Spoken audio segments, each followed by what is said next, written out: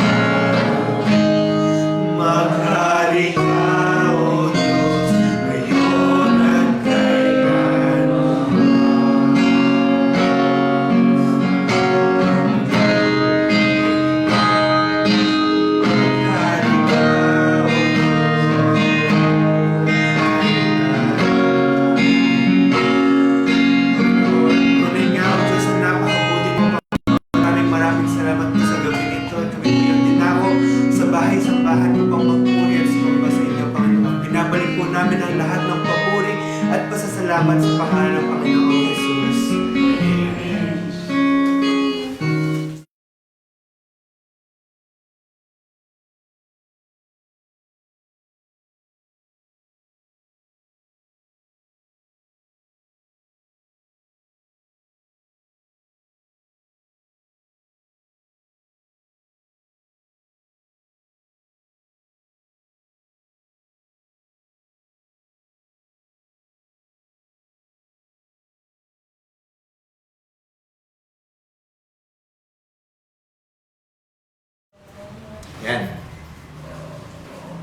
Amen. Salamat po sa awitin, ano? Magandang gabi po sa bawat isa at sa mga nanonood sa kanilang mga kanya-kanyang bahay, kung saan man po kayo nanonood, ano? Ito po ay ang ating pag-aaralan ay pagpapatuloy dun sa pinag-aaralan natin previously, which is we're still on Matthew chapter 6. Yung nakaraan po kasi binigyan tayo ng warning regarding dun sa mga dun sa pagbibigay, mga ganyan. Ngayon po pag-aaralan po natin ay binigyan ko po ng title, which is in chapter 6 ng Matthew, verse 5, 1 to 15, living a life of authentic prayer and forgiveness. Ang main idea po kasi nito is Jesus teaches us the nature of authentic prayer and how aligning our hearts with God through prayer can transform us and our relationship with others. So, sa pag-aaralan po natin ngayon, ituturo po dito, malalaman natin on how are we going to pray in a simple way. And in addition to that, ano yung full meaning about yung forgiveness, o yung pagpapatawad. Ano po? So, makipagbasa po kayo sa akin sa Matthew chapter 6, verse 5 to 15. And when you pray, do not be like the hypocrites, for they love to pray standing in the synagogues and on the street corners to be seen by others. Truly I tell you, they have received their reward in full. But when you pray, go into your room, close the door, and pray to your Father who is unseen. Then your Father who sees is done in secret will reward you. And when you pray, do not keep on babbling like pagans, for they think they will be heard because of their many words. Do not be like them, for your Father knows what you need before you ask Him. This is then how you should pray. Our Father in heaven, hallowed be your name. Your kingdom come. Your will be done, on earth as it is in heaven. Give us today our daily bread, and forgive us our debts, as we also have forgiven our debtors. And lead us not into temptation, but deliver us from the evil one. For if you forgive other people when they sin against you, your heavenly Father will also forgive you. But if you do not forgive others their sins, your Father will not forgive your sins. Father God, we thank you, O Lord, sa gabing ito sa aming pag-aaralan, Panginoon. Buksan niyo po ang puso ng bawat isa. Lord, bilang inyong lingkod, Panginoon, na maging isang mensahero lamang po, Panginoon, sa aming pag-aaralan. At ang inyong pangalan, O Lord God, ang mataas, at hindi po ang aking pangalan, at hindi aming mga pangalan. Lord, sa lahat po ng aming pag-aaralan ngayon, Panginoon, ay paggamit po namin sa aming mga buhay at ma-share po namin ito, O Lord God. Pinupuri ka namin at pinapasalamatan, O God. Gatayin niyo po kami. In His mighty name pray. Amen. Yan. Amen. Natatandaan ko po nung bago akong Kristiyano, when they ask me to pray, kasi nakikita ko yung mga Kristiyano, when they really pray, tuloy-tuloy yung prayer nila. So I tried to pray like that. Kasi yung pinagmulan ko po before when I was not yet a believer, the way I pray is the memorized prayer.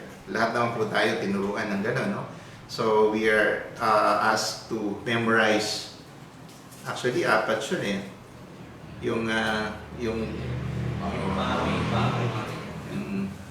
may Hail Mary, Our Father, tapos yung Glory be, tapos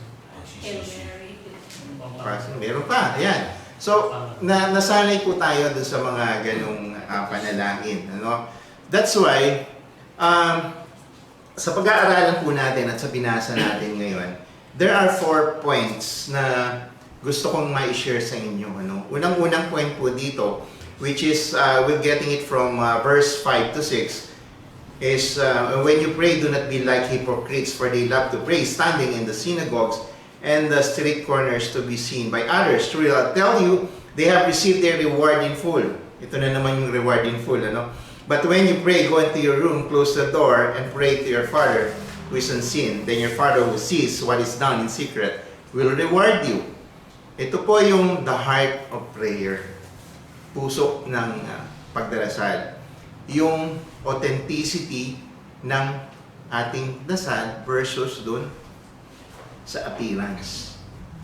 Meron po kasing sabi ko nga sa inyo kanina, na nakasanayan ko before, I'll just going to memorize a prayer, then continue praying it. It's like, para akong nakarinig na kayo ng sirang plaka, yung lulundag-lundag siyang gano'n. Ayan. So, gano'n na lang, panay na lang gano'n. Jesus' warning, dito po sa mga hypocrisy, sabi, Jesus speaks against praying with the intention to be seen. He warns on those who stand in public places more concerned with impressing other than connecting with God. So, it's Jesus Christ, nag-warning po dito regarding to sa hypocrisy. Ano yung nasabi ko po during the last time yung prayer meeting natin? Ano yung pag sinabing hypocrisy in the Bible? These are actors. Ano po? So, gusto nagpapakita lang. Ano? Yung, naalala ko last, kailan ba yung mahal na araw? Oo, yung mahal na araw kasi. So, every time na umuwi kami, nung sa mga Semana Santa, umuwi kami ng baryo.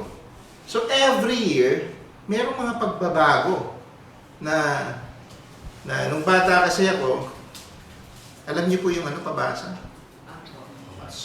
Ano yung, ang tawag? Pasyon. Ayun, yung pasyon. So, I was just wondering, every year, may changes. I don't know if they're really praying, reading, or what do they really want to show us? Or they just, parang show na lang po ang nangyayari. Bakit ko nasabi?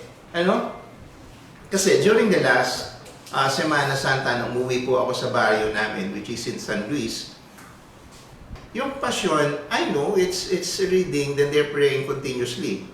But I really don't understand what they're saying. Hindi ko talaga maintindihan anong sinasabi nila. Tuloy-tuloy. So, nung pag-uwi ko nga po doon, hindi na ganun ang basa nila.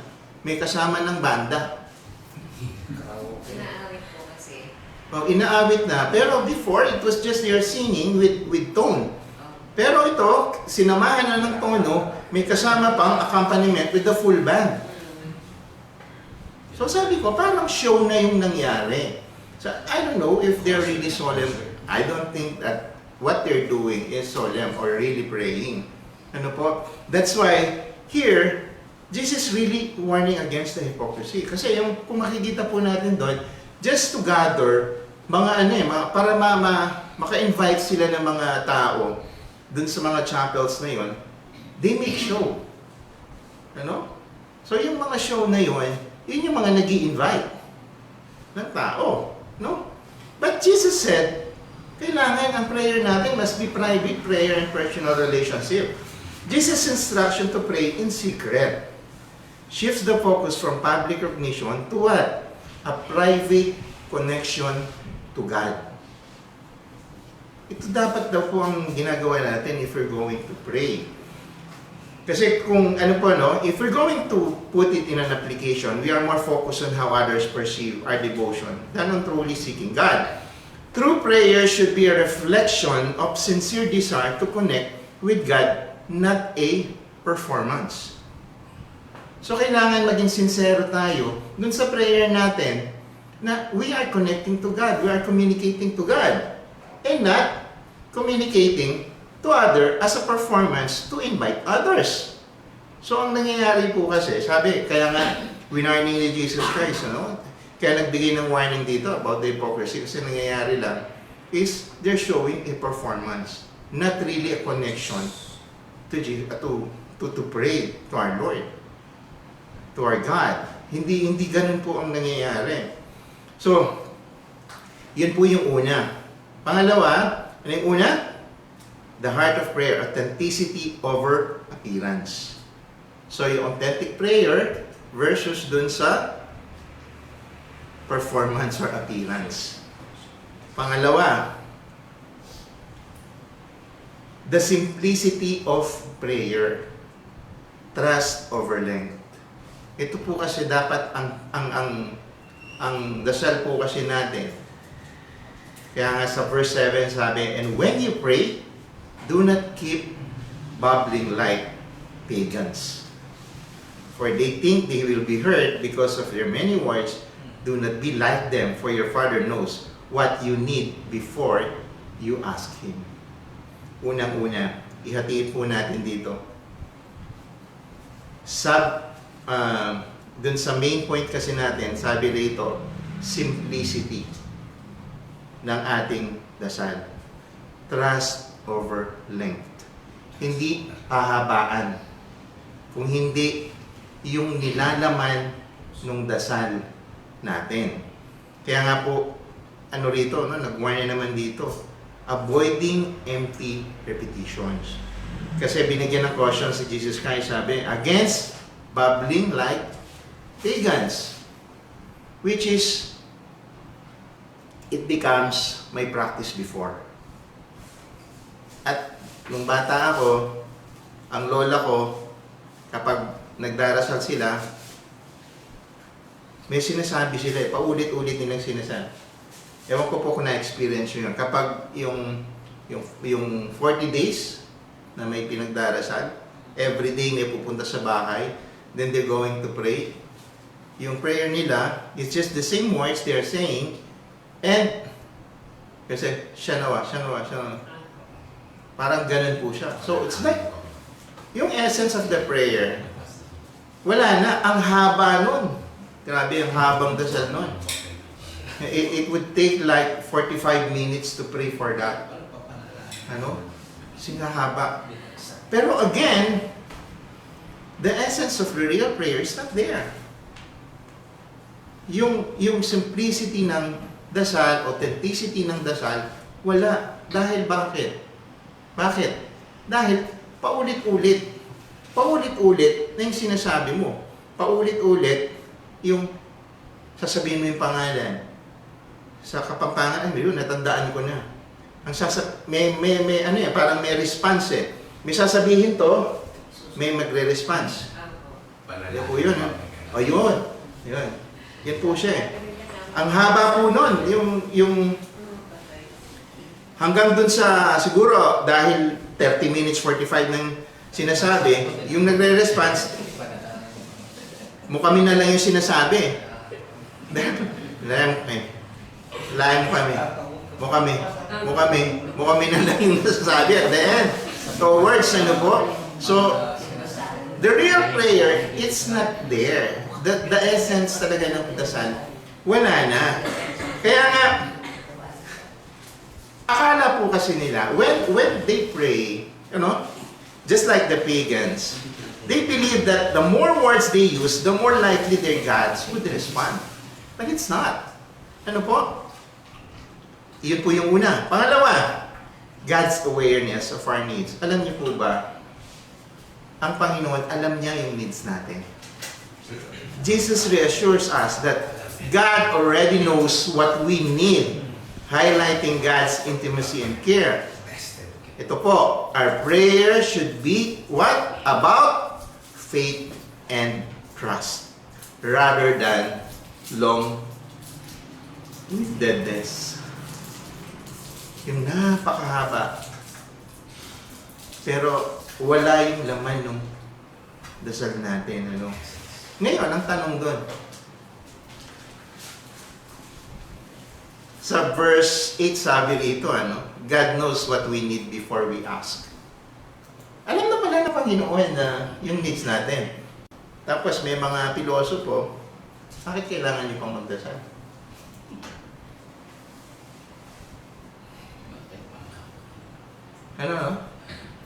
May nagtanong na po ba sa inyo, If God already knows what our needs, and how come we need to ask? We need to pray. Yet, He also encourages us to pray regularly and sincerely. Ito po yung here are several, bibigyan ko po kayo ng rason bakit kailangan nating manalangin. Though, God already knows what our needs. Unang-una, ang dasal po kasi, prayer is about relationship, not just request. Ang nangyayari po kasi, ang dasal natin, parang humingi ka, sa tatay mo. Ano? Parang request niya. And actually, prayer isn't just about listing the needs. So parang tayo, ito yung kailangan ko, ito yung... No, it's not. It's about nurturing a relationship with God. Just it's in human relationship, communication deepens our connection. Ano po? When we pray, we express trust and love for God, showing that we value His presence in our lives. Ano? Yun po yung kailangan natin eh. We value yung presensya niya sa buhay natin. Hindi yung panay request. Hindi po yun eh. Kasi parang ang nangyayari sa atin, when we pray, we are just requesting. Prayer is not just about requesting. It's a relationship. Relasyon po ito. Pangalawa, ang dasal po, ina-align ng puso natin with God's will. Yung will ng Panginoon, ina-align niya yung puso natin. Prayer aligns our hearts with God's will. This help us move from, ano yung sinasabi natin? My will. Ito yung gusto ko. Ano po? Pero kapag ang Panginoon nakipag-align ka sa Kanya, anong sasabihin mo? Thy will. Yes, Jesus teaches in the Lord's Prayer. Instead of saying, ito po ang gusto ko. Ano? Ito yung, ano ko eh, ito yung kailangan mangyari sa buhay ko. Instead, we should be submitting ourselves. Kaya, kailangan po yung will ng Panginoon ang naka-align sa puso natin. Ano? God's will. Thy will. Not my will. Pangatlo, prayer builds our faith and trust. When we express our needs and desires to God, we practice trusting Him. Even if He already knows what we need, the act of bringing our concerns to Him strengthens our dependence on Him rather than ourselves. So parang sinasabi po natin, Lord, hindi ko kaya mag-isa. I need to depend on you always on whatever I'm going to do. Sa trabaho, sa lahat ng bagay, nakadepende tayo sa Kanya. Hindi yung sarili natin. That's why prayer builds our faith and trust. Pang-apat, prayer reminds us of our dependence to God. Kaya nga ito, pinapa-alalahanan tayo. Daily prayer reminds us of our need for God in every part of our life. From our daily bread to what? To spiritual guidelines and guidance. Even though God is fully aware of our needs, prayer reaffirms that we depend on Him, not just on our own efforts or resources. Hindi yung sinasabi mo, hindi na kita kailangan, Lord. Mayaman na ako eh. But sometimes,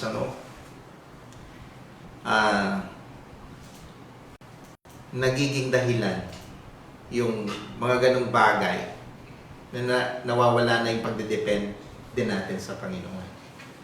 Kaya nga, yung prayer ay napaka-importante because prayer reminds us of our dependence on God.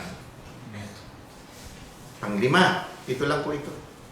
Prayer creates a space for reflection and gratitude. Ayan. When we pray, we often see God's answer in our lives over time, which steers gratitude. Prayer is just a request. Sabi ko nga po sa inyo, it can also be a time for what? Thanksgiving, recognizing where God has already provided, and guide. Ito yung ito yung pagpapasalamat mo sa Kanya. Hindi yung puro hingi ka na lang. You're going to reflect what God has already given you. What are the blessings that I've already given to you? Maraming blessings na ibinibigay sa iyo ng Panginoon. But during the prayer, we need to reflect and give a thanksgiving to God kung ano yung mga blessings na binigay sa atin. Hindi lang po yung material na bagay. Alam niyo, napakagandang blessings na na binigay sa atin ng Panginoon. Nandito tayo. At meron tayong mga Bible na napag-aaralan at nalalaman at nakikilala natin siya lalo. Ano po? Yung relasyon natin sa Kanya. Ay, napakagandang blessings nun. Pang-anim, Jesus modeled the prayer as essentials. Kaya nga po, mamaya, ano yung model na ito? Jesus had perfect communion with the Father, he still made time to pray. Si Jesus Christ nga, that we considered as the Messiah, nagdarasal pa. Especially in moments of decision, temptation, and suffering. He prayed not to inform God, but to express His dependence and trust. Nagdarasal siya, hindi dahil sinasabi niya ang sitwasyon niya, but to express His dependence and trust. Tayo po kasi bilang mga tayong mga believers, and I'm addressing this to all the believers. We really need to express yung dependence natin sa Kanya at yung 100% na pagtitiwala lamang sa Kanya. Ang Panginoong Jesucristo hindi huminto. Lahat ng desisyon at tayo po sa lahat ng desisyon na gagawin natin, kailangan itulog natin sa Panginoon. Maliit man yan, malaki man lang yan, or major decision, minor decision, whatever decision you're going to make, itulog po natin yan sa Panginoon. And last, prayer releases our worries and burdens to God. When we bring our concerns to God, we offload our burdens unto Him, giving us peace of mind and sense of relief. Sa tingin niyo po ba, kung hindi niyo kasama ang Panginoon ngayon, sa mga nangyayari sa ating mga paligid, sino yung mga maraming ngayon, yung saang bansa ang maraming nagsusuicide?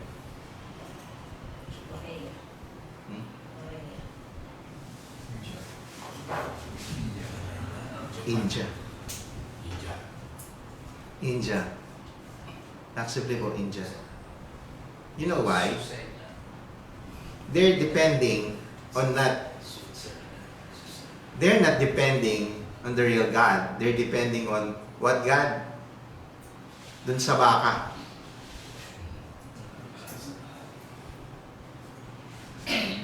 Napaka-secret sa kanila ng baka. Alam niyo po ba kung bakit naging secret sa kanila baka? Alam niyo, tinanong ko yun eh. Tinanong ko po sa kanila bakit naging secret yung baka sa kanila. Alam niyo sagot sa akin? Nung bata ka ba, dumede ka? Sabi nga, of course, gatas ang iniinom ko nung bata ako, daw pwede kumain ng kanin. Yung dinidede mo galing sa baka, sabi nga sa akin. So, ang baka daw, siya yung nanay ng lahat ng mga bata. Kasi galing sa kanya gatas. Ang tinanong ko naman, saan galing yung baka? Hindi siya Panginoon pa rin. Hindi mo yung logic nila, So, what I'm saying here is, tayo, sa panahon ngayon, especially during the pandemic, ang daming mga, yumaman yata yung mga psychiatrists ngayon. Ang bata ako, hindi naman uso yung depression. May natatandaan po ba kayo nung 7 years old kayo, 9 years old kayo, 15 teenagers kayo, yung salitang depression? Wala, Pero ang dami pong nagpapakamatay. tayo pong tayo mga believers, we really have to unload and to really ask God's guidance about this one. Otherwise, sino po nagkaroon na ng problema this year?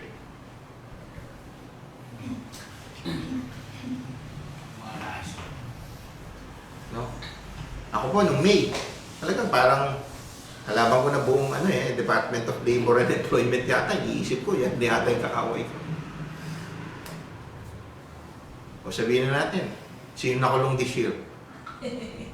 Amen. Di po ba? O, tinatawanan na lang ni sister.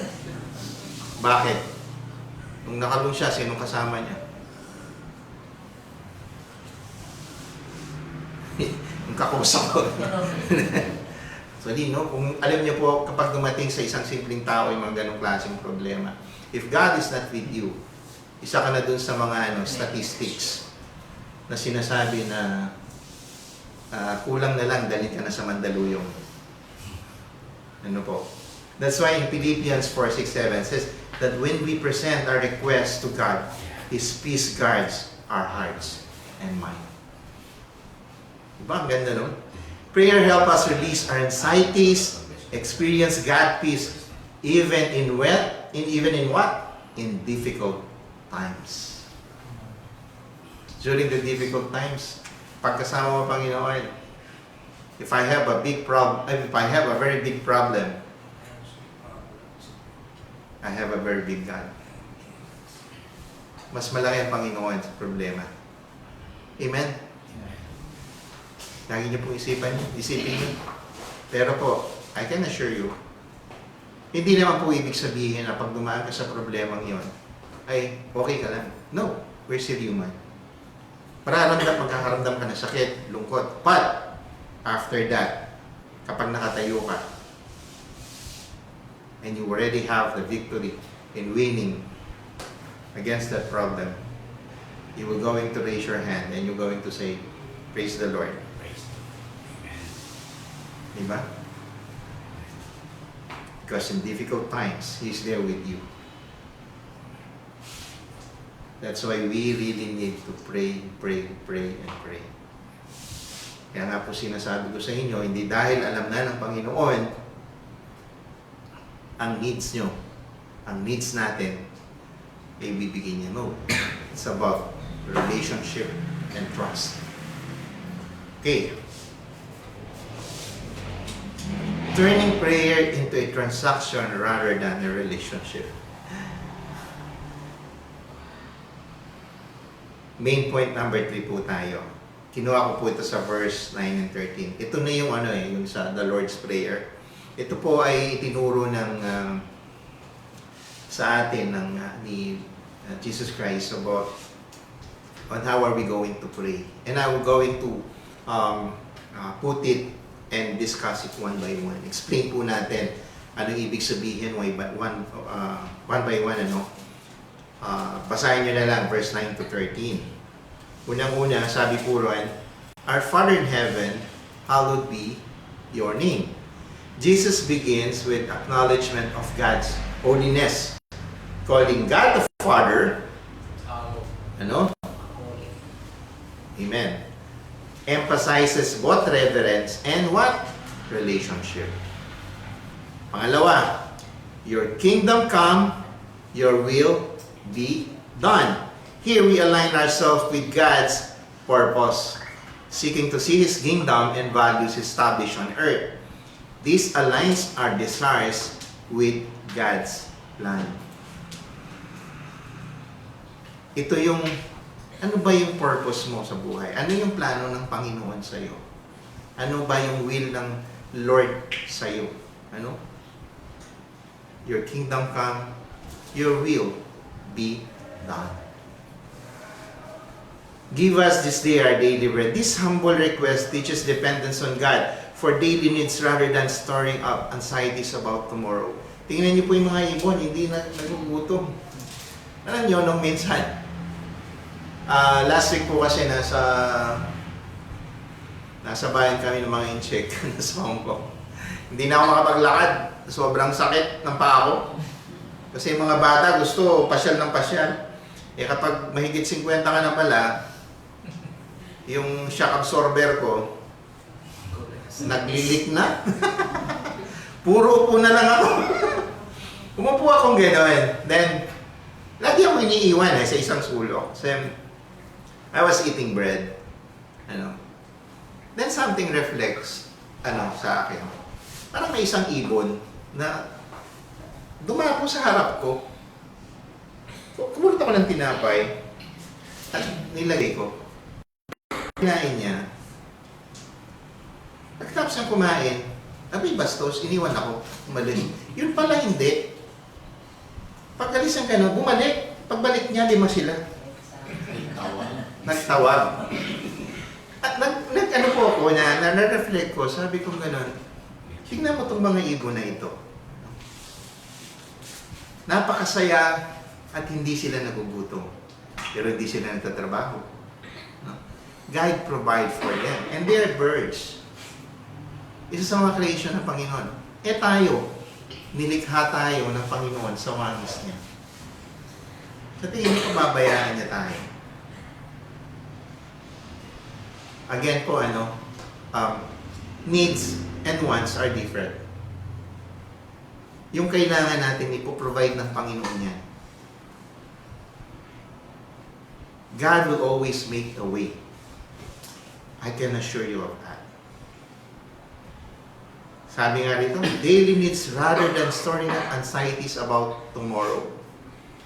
Our problem is we always think about tomorrow. Bukas may ulam na po kayo. Pag wala kayong ulam, punta na kayo Pastor Romel. Malalaki manok niya, mura pa.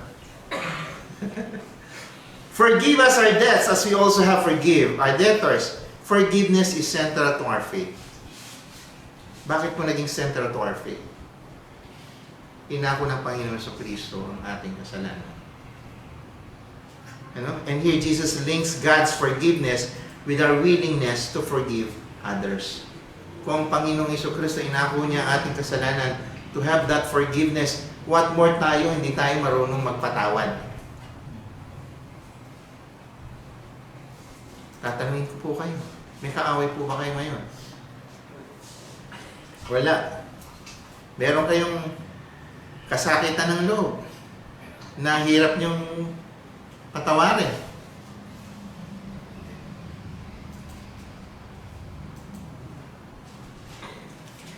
Yung pinag-aaralan natin pag yung sa Sunday sa chapter 4 table lead us not into temptation but deliver us from evil. Jesus recognizes that we struggle, faces and teach us to seek God's help to remain strong and avoid what pulls us away from Him. Ito po yung araw-araw na ginagawa natin at maraming tentasyon sa buhay. But always remember, sa lahat ng mga pagsubok na nangyayari sa buhay natin sa araw-araw, God is there for you. Remain strong and avoid what pulls us away from Him. I-avoid po natin yung paano ka lalayo. Sino ang naglalayo sa iyo sa Kanya? Yan.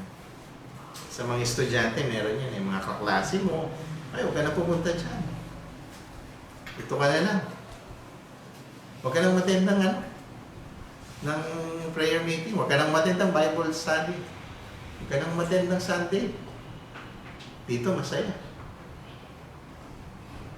So that's why God is always reminding us, to avoid what pulls us away from Him. Ito po kasi mga bagay na humahatap palayo sa Kanya. Kaya nga po nire-remind tayo, lead us not into temptation, but deliver us from evil. Each line in the Lord's Prayer, lahat ng linya sa Lord's Prayer reflects a different dimension of life. Aligned with what? God's will. Ang will ng Panginoon sa atin. This model shows us how to pray in a way that is relational, respectful, and transformative. Ano pong ibig sabihin dito? Relasyon natin, pag-respect natin, at pag-transform natin sa buhay natin. Ano po? Ito, pag-link point ko po. The call to forgiveness, which is verse 14 to 15. For if you forgive other people when they sin against you, your heavenly Father will also forgive you. But if you do not forgive others their sins, your Father will not forgive your sins. Forgiving others as we are forgiven. Tatlong point po ang nilagay ko dito sa main point na to. Jesus highlights forgiveness as an essential component of our faith. He teaches that receiving God's forgiveness requires us to extend it to others. Pag tayo pinatawad, may kaaway ka, o may galit sa'yo, or may nagkasala ka. Halimbawa ako po, nagalit ako kay Brother Bob. Galit si Brother Bob sa akin. Ayan. Yung talagang galit niya, sukdulang galit. Hindi sukdulang biyaya. Sukdulang galit na lang sa akin ni Brother Bob. Yan ang ginawa ni Brother Bob. One time, nilapitan niya ako. Pinapatawad na kita. Ako naman, siyempre, masaya ako, di ba? Because that's the main full of component ng natin, ng faith natin, Ako naman, na may galit kay Pastor Eric, hindi ko maalis-alis yung galit ko. Pero ikaw, pinatawad mo ako. Pero ako hindi ko maalis. That really reflects to me as a real Christian? Hindi. That's not the essence, ako, masaya ako dahil pinatawad ako. Ako, masama loob ko sa'yo, hindi kita patatawaran. Wala.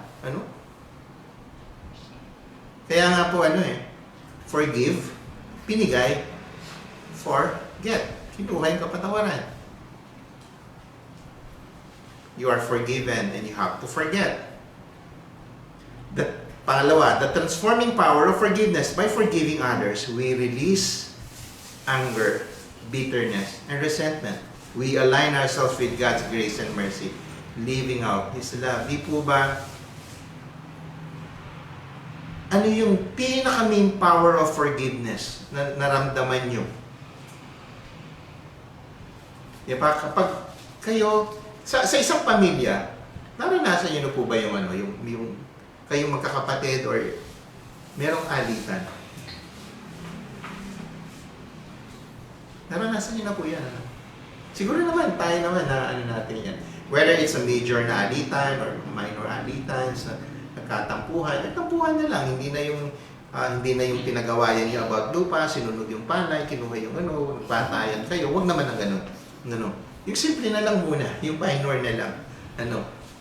Di po ba, napakasarap na isipin na you learn how to forgive. Because you accept Jesus Christ as your Lord and Savior. And you really accept. Because our main core being a Christian is forgiveness. So ngayon nakakilala ka. Pinatawad mo yung kapatid mo, niyakap ka niya. Anong feeling mo? That's why it says here, the transforming power of forgiveness. Sabi niyo, masarap. Di po ba? We release what? Anger. Bitterness. Resentment. Nire-release natin yan, yung mga ganong klaseng bagay. Pag na-release mo yun, wow! Minsan pa nga, pag na-release mo yun, tara, kain tayo, buong pamilya. Diba? Sagot ko, pagdating ng bill, galit ka na naman. Joke na. Diba? Di po ba? Sa sobrang sayo mo, at na-release mo yung galit na yun, yung saya mong yun, i-transform into something good and better. Ano po? We're invited to examine if there are areas of unforgiveness in our lives. Holding onto grudges blocks the flow of God's forgiven in us. Alam niyo po, kapag yung galit na yan, and you don't want to forgive, nagiging ano po yan? Blockage. Bakit po bumabaha ngayon? Bakit ang daming bayan na baha? Bakit umihi lang yung dagat sa Angeles, bumaha ang San Fernando? Basura. Itong mga basurang ito, which is the sin, it really blockage. Ano po? If this, yung unforgiveness na yun ayaw mong ibigay, parang basura yan na nagbablock, na gustong dumalo yung blessings.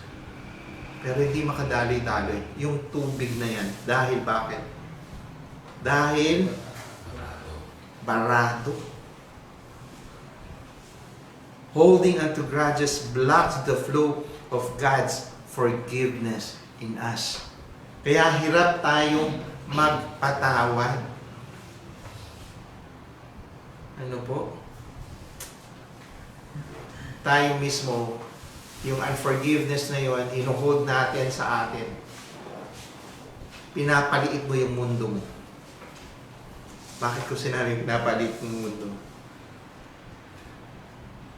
Halimbawa po, may galit ako sa inyo. Nagkataon, nagkasabay tayo sa jeep. Yung jeep magkaharapan. Sumakay ako sa San Fernando. Sumakay sa San Fernando. Papunta tayong Angeles. Isipin nyo, isang oras nakaganon ka. Ayaw mo siyang tignan. Hindi ba lumitang mundo mo, no? Di ba? Sakit na lang ng leeg mo. Kayo kung gano'n, no? Di ba? Ang mahirap nun, baka yung kinagalit niya utang. Tapos biglang, hindi ko na matiis eh. Biglang gumano, oy, magbayad ka ng utang mo! Kumano sa'yo sa jeep, nakuyari ka. Yun po yung no? Yung minsan, yung galit na yan, yung nagpapaliit ng mundo natin. Ano po? Kaya nga po, dito ako magtatapos, living a life of authentic prayer and forgiveness. Jesus calls us to authentic what? Relational prayer that is honest and uncomplicated. Gusto ng Panginoon, kapag magdasal tayo, kumbaga sa layman's term natin, sinasabi natin, legit, genuine. Pray that is honest, hindi masyadong komplikado. The Lord's Prayer provides us with a pattern.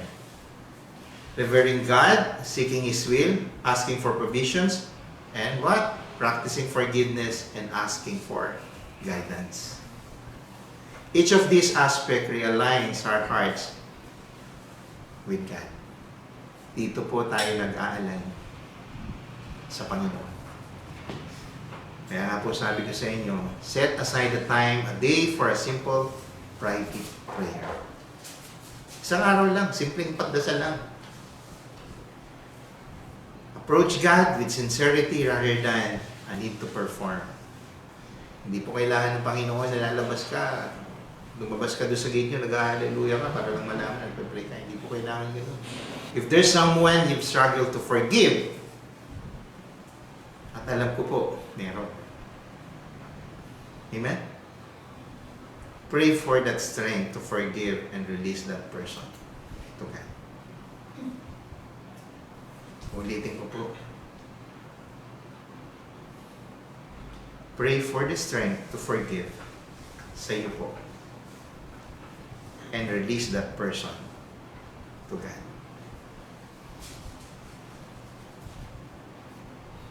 Kaya nga po tayo, kapag natuto kang magdasal,